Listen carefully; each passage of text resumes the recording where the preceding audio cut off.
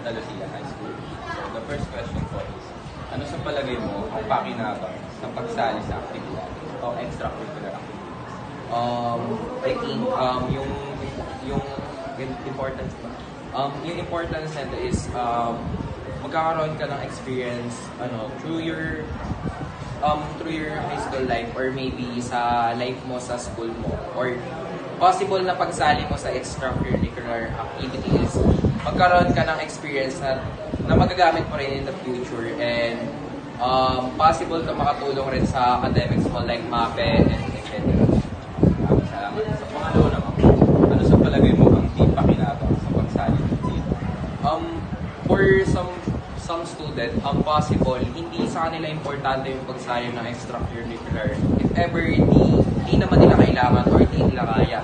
Kasi may iba't ibang uri kasi ng estudyante na more on sports and more on academics. Possible na more on academics first, more on academic student is mas prefer nila na hindi na lang mag-participate sa isang extracurricular activity if ever, hindi naman, wala namang kapalit na grades yung makukuha nila.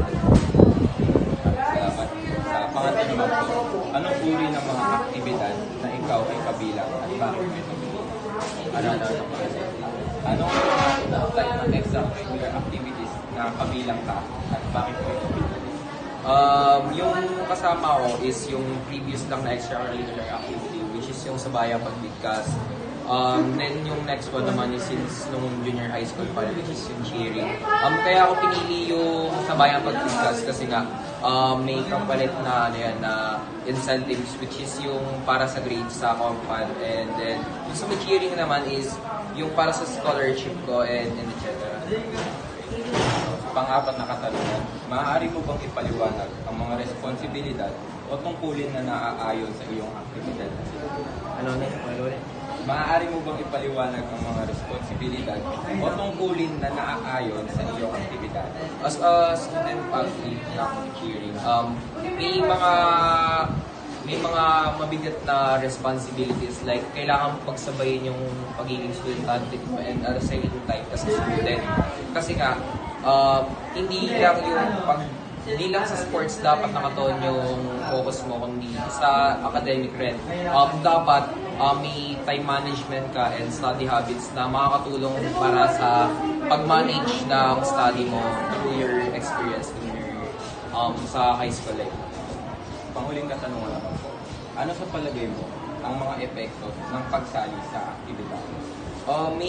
Sa tingin ko, may dalawang effects yung pagsali sa extracurricular activities. Like, yung may positive and negative. Possible na magkaroon ka ng positive feedback or positive experience dito is through your academics and experiences. Kasi possible na magkaroon ka ng magandang experience and good reflection sa academic mo kasi may some school na may pina-priority nila yung mga student athlete like yung mga sumasali sa mga palaro or regional ganun. Then yung negative feedback naman nito, if ever nag-focus ka sa extracurricular activity mo, possible na mapabayaan mo naman yung academic life mo. Maraming